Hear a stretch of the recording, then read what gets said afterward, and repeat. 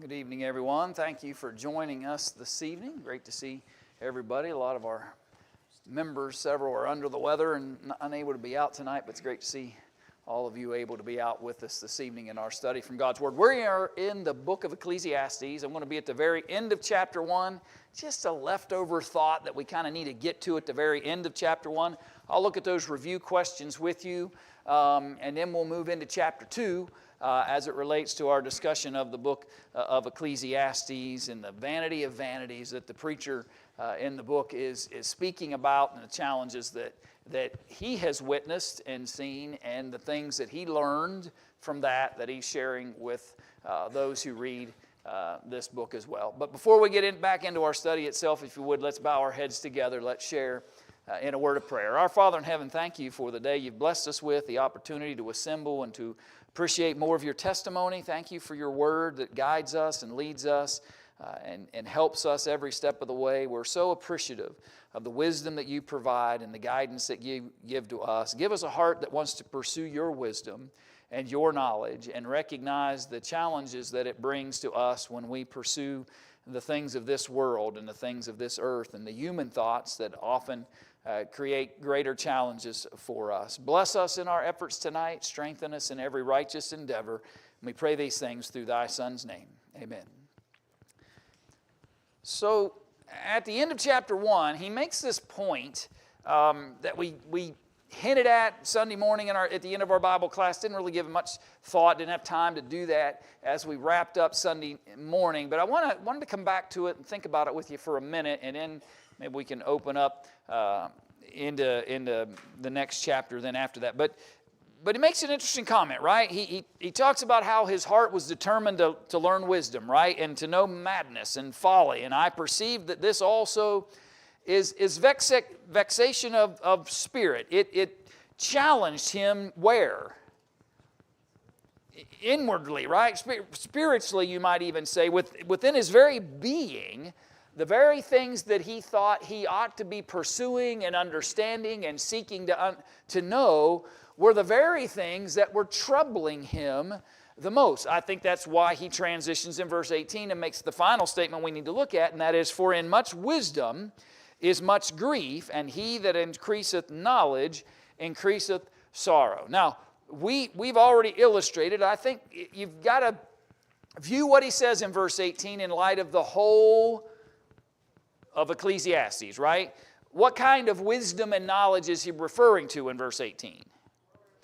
Earthly, right? Human wisdom. And he'll extol and exalt the wisdom of God throughout the letter and the importance of the wisdom of God and the benefits that it brings. But at this moment, he's just talking about what his personal pursuits were all about. And he wanted to learn anything and everything that he could in the human experience. And all he got as a reward for that was vexation of spirit and grief and sorrow. And you know, as I was studying that this week, in light of the various things that we've been witnessing, the more I know about humanity, the more sorrowful I become. Right? Sometimes we learn and know and seek to know so much about things that the end result is vexation of spirit. The end result is grief and sorrow. We thought it would bring enlightenment. We thought it would bring intelligence. We thought it would bring some kind of scholarly benefit, right? We've convinced ourselves. This writer convinced himself, this king, this man we argued is most likely Solomon, he sought to know anything and everything that he could, and the more he learned, particularly about humanity, the less he liked. And so to maybe step back from that pursuit would have been wise for him. And maybe for us, the lesson learned is to be careful. That sometimes the more you know doesn't necessarily equate to benefit. we sometimes can dive in and get involved in trying to know and understand certain things that only adds trouble to us and challenge and difficulty. Sometimes you're better off just not knowing, right? When it comes to God's wisdom, we want to grab hold of all of that. When it comes to God's knowledge and the things that He provides to us, we want to grasp all of that, because none of that brings vexation of spirit. None of that brings sorrow and grief, unless we choose to just reject it. But when we embrace the wisdom and knowledge that God provides for us, it only can bring benefit, but not so when it comes to the human side of this conversation. And He sought it in every way that He could think about, and His pursuits only created more difficult problems for Himself. And it's a great reminder for us, be careful. I don't need to know everything. I don't need to know everything about every human experience and every human being who has walked the planet. And sometimes we become enamored with this idea that I got to know more about this figure or this person. And oftentimes the case is we learn things that only disappoint and discourage and frustrate. And the next thing you know, the wisdom and knowledge we thought was going to be so beneficial and helpful and was just going to bring us to such enlightenment has actually caused more challenge than it started with. That's what I see in what the writer's trying to say there at the very conclusion of the chapter. Your thoughts as he wrapped up that portion of the discussion. I just left it hanging a little bit on Sunday and wanted to come back for a moment. Your thoughts about that phrase. Go ahead, Brian. It's like a game of tug of war. And I know I sound like a broken record. I've said this maybe 30 times this year. You can't serve two masters. So what's your master? Is it the wisdom and knowledge of the earth, or the wisdom and knowledge that God provides in His words? Yeah. And I think you're right, Ryan, because I think when you're trying to serve both, all you do is become more and more frustrated when you see the contradiction between the two. And it does create more challenges. When the wisdom of God is laid beside human wisdom, human fallacy is exposed pretty quickly. And if that's what we've adopted, then it exposes us in the same process. What else do you see there? One of the things, it kind of goes along with that point. It's like the more you learn about humans, thus being as imperfect as we are, the more knowledge and the more wisdom you learn, the more morals or human morals you'll start to see, and then you'll realize, wait, these two things may conflict with each other, and these two don't work, so why is this? And then you'll start to ask more questions, and with more questions, if those questions go unanswered, you're going to be left dissatisfied. Yeah. And that's why we've got to focus on the one side of that wisdom that works. And that's the wisdom that comes from God. So let's run those questions real quick and just to think about this. So the first question was, what does the phrase, it may be small on that screen, but you've got them in your hands too, hopefully. But what does the phrase vanity of vanities mean in the context of this chapter? Senseless. So senseless, the most senseless of the senseless things, right? You could think of it that way. New King James uses grasping for the wind. Okay. You're going to catch it. The word is actually breath, by the way, and that's why some translations use that idea of grasping at the wind, because the original word means breath. And generally, the idea is that it's just breath, right? It's trying to catch it, and it leaves you unsatisfied. Okay, fleeting and elusive, right? That things you think you're going to be able to pursue and obtain, and it just wastes time. First thing I thought about the term vanity of vanities, I thought of as a comparison, holy of holies. The holy of holies is the highest degree of it.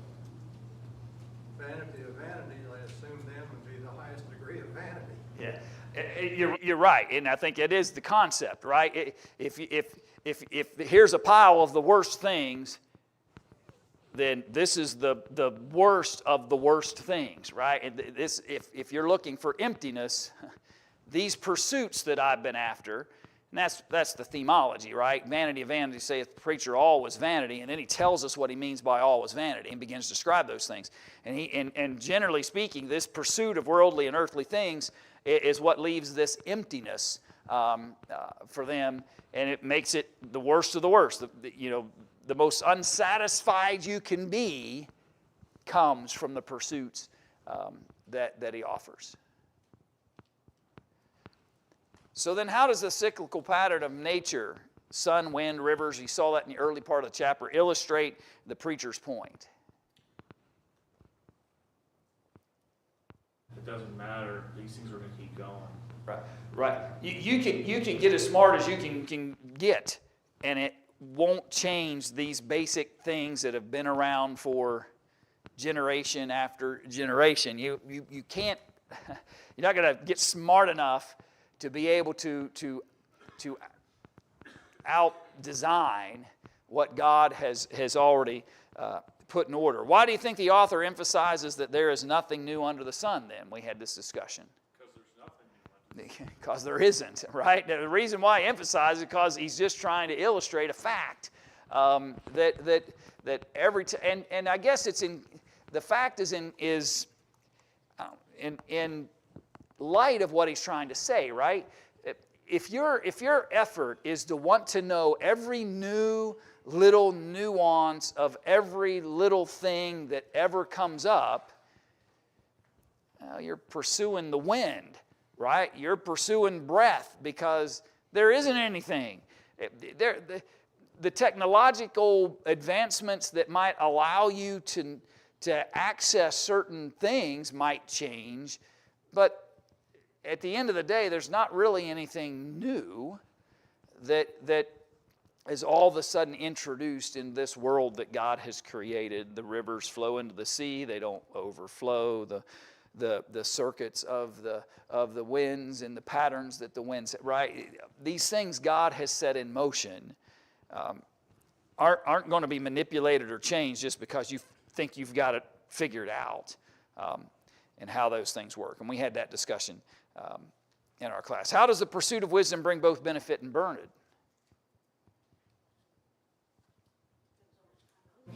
Purpose. Yeah. What's the reason, right? What's the purpose? What's the motive?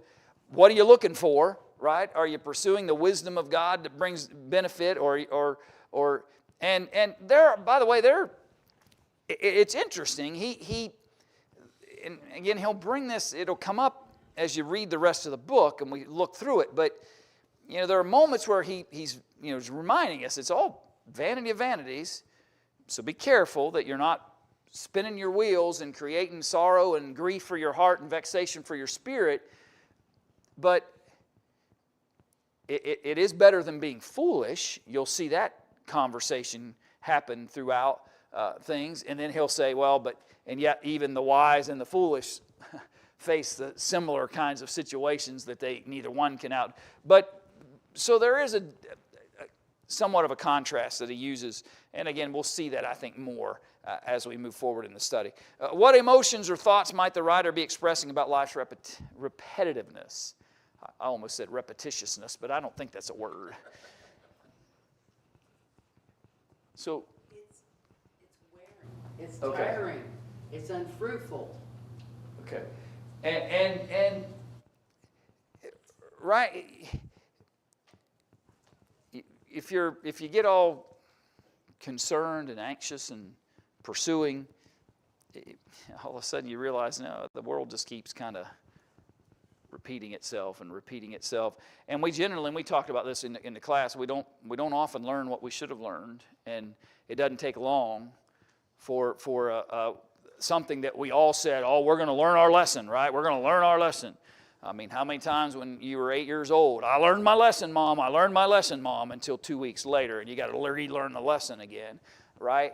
And man's been that way since his existence. We experience things, we stake a claim that we're going to learn from this, and then time comes and goes, and we soon forget the lessons we thought we would learn.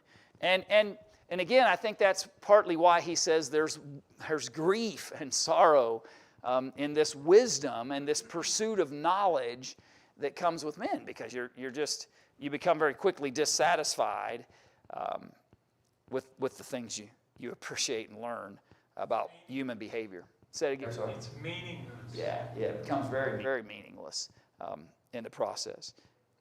How's this chapter challenge modern ideas about progress and achievement?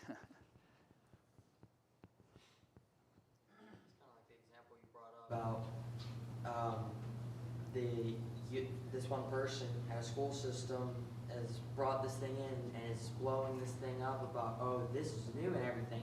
When these other guys from another school system comes in, it's like, we've been doing that for 50 years. Yeah.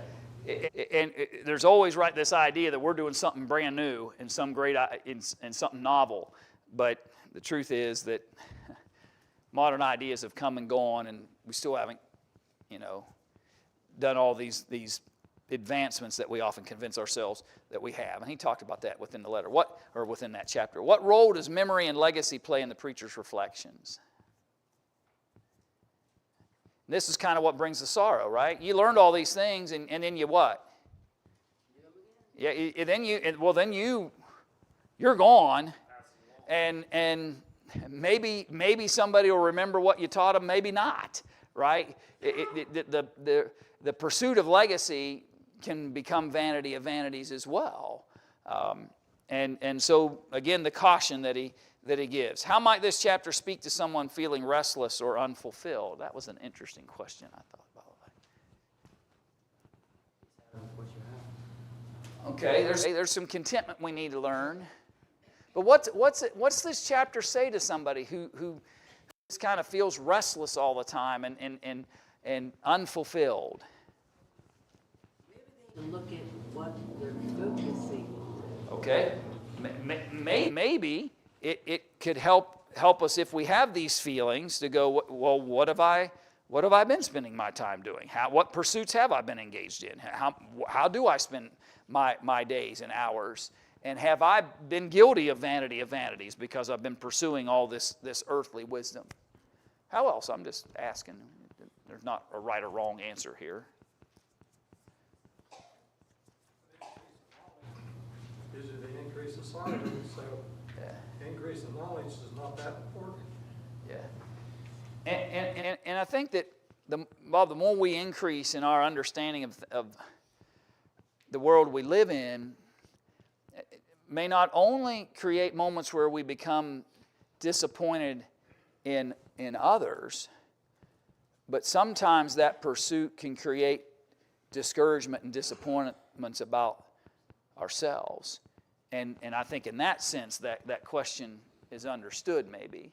That it's one thing to say, well, boy, I'm really disappointed in my fellow human beings because of this or that. But sometimes the dissatisfaction and the challenge and the discomfort comes because I'm the one.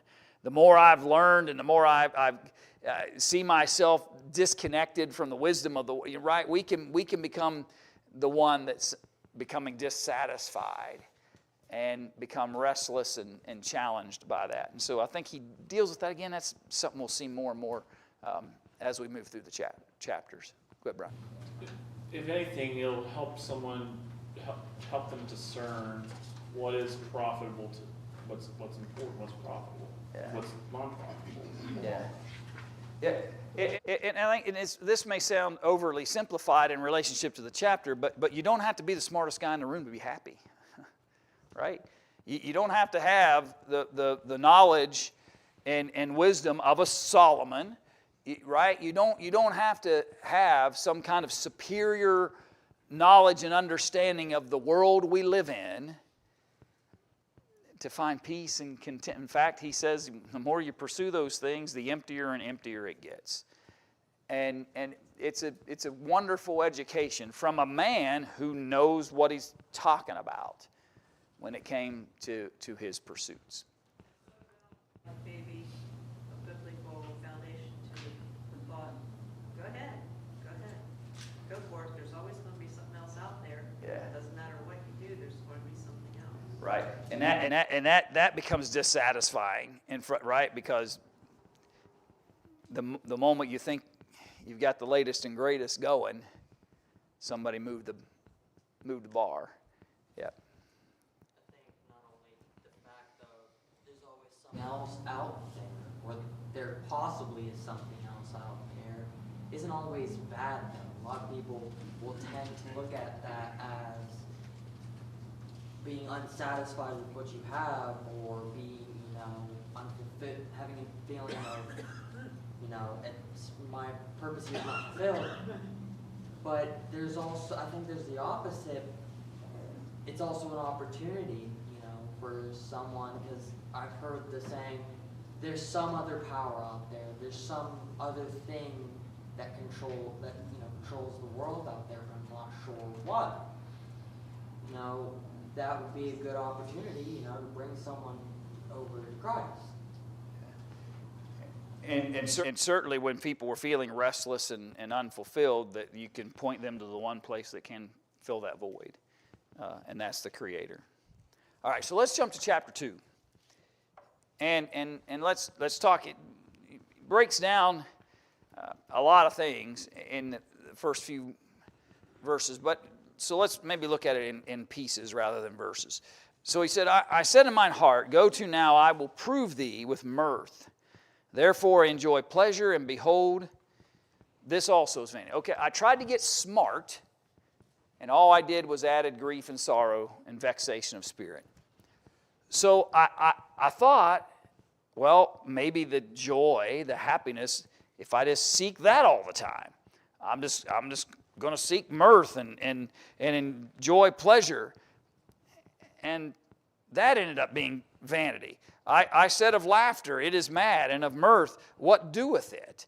I sought in mine heart to give myself unto wine, yet acquainting mine heart with wisdom, and to lay hold on folly, till I might see what was that good for the sons of men, which they should do under the heaven all the days of their lives. It's interesting. I want to think about what he's saying.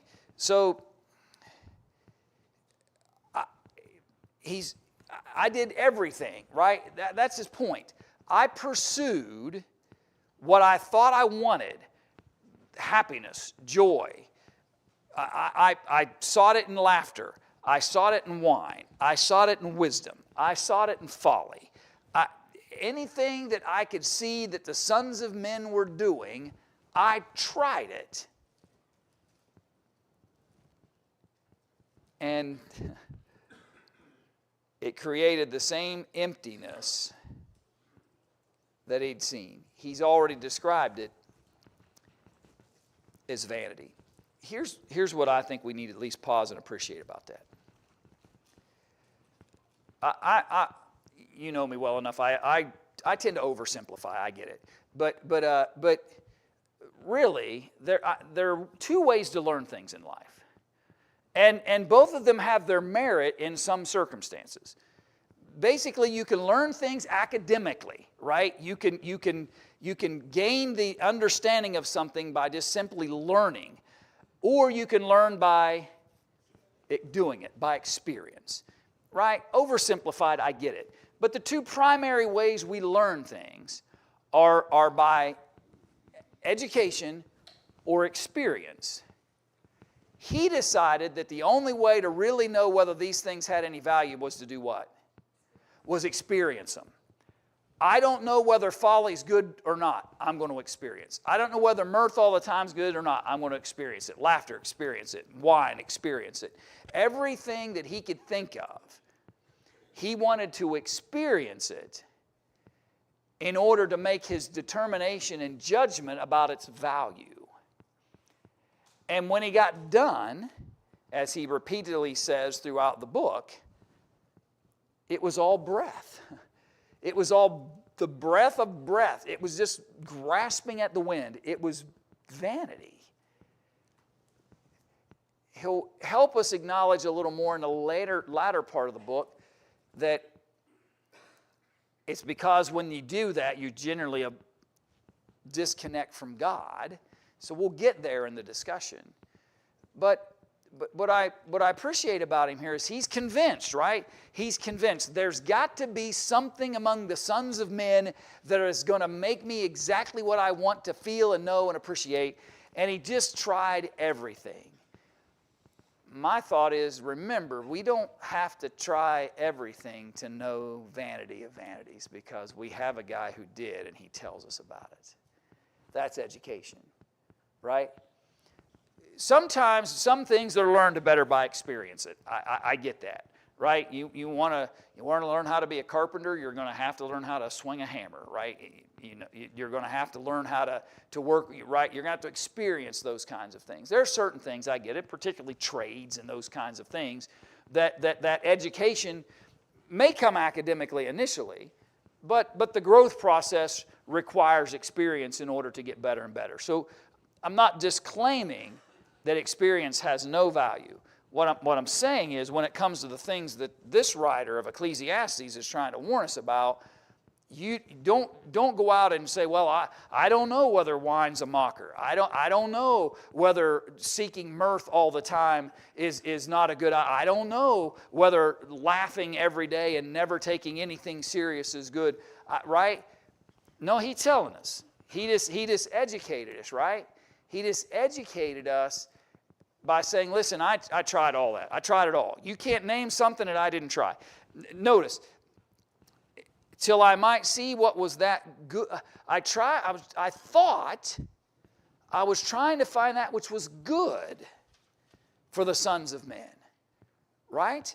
I thought that's what I was doing. I thought I was going to figure out what the best things for men would be. So I experienced everything under the sun.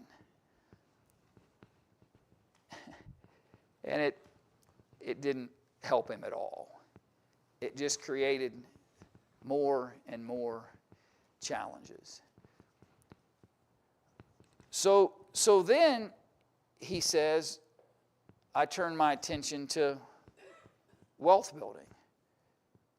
I made great works. I built houses, plural. I planted vineyards, plural. I made gardens, plural. Orchards, plural. Planted trees, plural. In them of all kinds of fruits. I made pools of water to water therewith the wood that bringeth forth trees. I had servants and maidens, and had servants born in my house. Also I had great possessions of great and small cattle, above all that were in Jerusalem before me. He didn't just have a house and a summer home. He could have traveled year-round and not stayed very long, right, at any of them. Vineyards, fruit trees of every kind. There was nothing. He didn't lack anything. And no one had anywhere close in Jerusalem before him like he had gained. I had silver and gold, the peculiar treasure of kings and of the provinces. I laugh out loud. We think we've got something fancy. Spotify. What big deal? Big deal. This guy had guys, sing me that song. You know, be like having the Beach Boys living with you, right? Just sing me that song. Sing me that song. That's what he had. Right? We think we've got all these advantages. No, that's what he had access. He didn't need a radio, nothing. He just had guys there. Anytime he wanted a song, tell him sing one song. Right? Anything that made the sons of men delight. Need one with some musical instruments, got those too. All sorts and types, everything accessible. There was nothing that was accessible that he didn't have. I was great and increased more than all that were before me in Jerusalem. Also my wisdom remained with me. If this is Solomon, there was wisdom that was, we talked about this Sunday, there was wisdom that was given to him that came from God. There was wisdom he pursued that came from men. And there's a contrast between those two things going on in the book. But it's interesting because he references the fact that I gained all of this, which also fits the pattern of Solomon, by the way, in relationship to God's answer to his request of give me wisdom, and I'll give you that and then some, God said. But I never lost the wisdom that God provided. No wonder he was miserable, right? No wonder he was sorrowful and frustrated and felt empty, because every day he got up and pursued the things of this earth, and the wisdom God had given him was fighting himself all day long. This battle going on all day long between his pursuits and the wisdom that God had given me. I don't think we should lose that thought. Again, I appreciate the fact that we're kind of arguing here that we've got solid enough corroborating evidence that this is Solomon. But it be that as it may, I had this wisdom that was granted unto me, and I held on to it. But I was miserable the whole time, because these two things I knew were fighting each other. I knew all these human pursuits that I was after, and the wisdom God had given me, they're just knocking noggins all day long. And the challenges that presents. I'll stop in a minute. And whatsoever mine eyes desired, I kept not from them. I withheld not my heart from any joy, for my heart rejoiced in all my labor, and this was my portion of all my labor. Everything. I saw it, I bought it. Right? I saw it, I bought it. And it didn't matter what it was. And all this time, and all this effort, and this older, wise man who pursued everything, if you could, it could be done, he did it, right? And he looks back on all of it, verse 11 says, my hands had wrought, and on the labor that I had labored to do, and behold, all was vanity, vexation of spirit. You would have thought that the wealthiest man on the planet would have found some level of happiness, wouldn't you? At least that's the human wisdom, right? If you recall, remember Jesus when he was talking to those early followers, and he presented a message about the rich, and he said it would be easier for a rich man to go through the eye of a needle than it would be for him to get into the kingdom of heaven. But I think we miss the point sometimes in that, because then the crowd responds to that, right? The crowd responds to that teaching, says, now wait a minute. The rich have always been able to have whatever they wanted. And if the rich can't get into heaven, how am I going to get there, right? If the people that we've witnessed and watched who have always been able to have whatever they want, if they can't get it, how am I going to get there? And then what did Jesus say, if you remember? With God, all things are possible, right? That's the conclusion of that discussion. With God, all things are possible. But what I want us to simply recognize is that he thought all of these things were going to bring benefit to him. But and you would have thought everyone around him would say, why are you so upset? Right? You got more silver, you got more gold, you've got more cattle. There are more. Right? You've got a full-fledged choir. Anything and everything. You ought to be a happier person, and the reason he wasn't, because he slowly learned vanity of vanities. The pursuit of all this stuff didn't mean anything.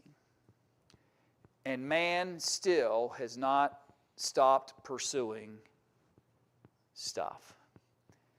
And though we may not be able, and I'm always cautious to illustrate by this, by the way. Maybe I should ask for a show of hands. Any of you all rent one of them storage bins? Maybe I should wait and see before I make this comment.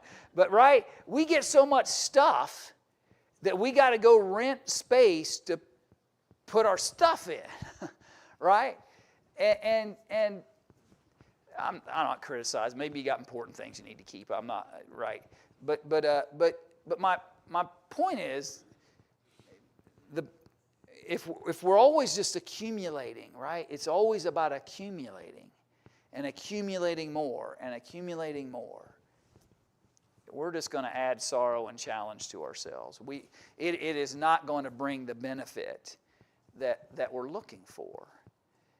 And I get it, right? We might need that ball of tinfoil someday, and we got to have a place for it. But we can become so enamored with this world and its things, and quite frankly, especially in this country, where we're still the land of the plenty, right? And it's got its bumps and bruises and ugly sides to it, as it's always had. But we're still very blessed, and we can become pulled in and not even realize it sometimes. I mean, I'm sure there have been times in my life where I don't view it as pursuing vexation of spirit. I don't view it as a pursuit of worldly things. But when you pause and think about it, maybe it is, right? Maybe that is the path that I've chosen. So he looked at everything. So the laughter of the world, the mirth of the world, the wine of the world, right? That's what he's saying. All this stuff that I tried and experimented with and experienced, none of it worked. None of it worked, because every time I tried one of those human, earthly things to find what I was seeking, it put me at odds with the wisdom that God had given me and provided for me. And now here I am, sorrowful and challenged. Your thoughts about that first 11 or so verses? What the preacher, I get what he's saying. There's nothing wrong with wisdom. There's nothing wrong with getting knowledge. There's nothing wrong with leaving stuff to your heirs. But that's not the tunnel vision that you need. You need to expand and find out what makes you happy, what gives you peace of mind. If you have that, the other stuff is meaningless. It doesn't matter. What should bring the peace of mind is the things of God. And that's the point he'll drive at. Go ahead, Brian. This gave me an idea. If you ever want to do a topic about a sermon study or a thing you want to study with us, heart in Scripture. Even before chapter 2, and he goes on, he said, I communed with my own heart. Yeah. I gave my heart. Yeah. Then chapter 2, I said in my heart. And then it says, let me see, verse 10. And whatsoever my eyes desired, I kept not from them. I withheld not my heart. Yeah. It's an inner thing. It's a heart thing. And no wonder the sorrow came, because it was selfish pursuit the whole time. And it was what my heart wanted and what I saw and what I believed would bring benefit to me. And so his selfish ambition has been to his own demise. In verse 3 of chapter 2, he actually states his motivating factor for doing it. And it says, till I might see what was good for the children of man to do under heaven during the few days of their life. So he thought that this was a noble pursuit in the beginning. Yeah. And it's interesting, right? And you're probably right, but it's just interesting to think about because that I can't judge his motive, right? But it's an interesting thing about the fact that some pursuits start out that way, right? His pursuit may have started out noble. I'm going to do all this so then I can tell the sons of men what the best thing to do in this life is for their benefit. But it very quickly became about him, right? It's an interesting little nuance of point within those readings, because here was this idea, right? I'm going to do this, so I'm going to be able to help everybody. I'm going to figure it out. There's nothing new under the sun, and you're not, right? But I'm just going to know exactly how to educate everybody about what will really bring happiness and joy. And it became the most selfish ambition, and wrecked himself in the making. It's almost like he's trying too hard. You look at all of these verses about him setting his heart into doing something. Usually when you hear that wording, it kind of means he's putting dedication into this. So he's putting dedication into trying to find what makes him happy, but he ends up trying too hard to find stuff. That's why he's running empty with everything. It's just in front of him. And we'll see more as we keep reading. The conclusions he begins to draw, and the way he views his own pursuits and the things of men. We'll jump back in verse 12, Lord willing, on Sunday.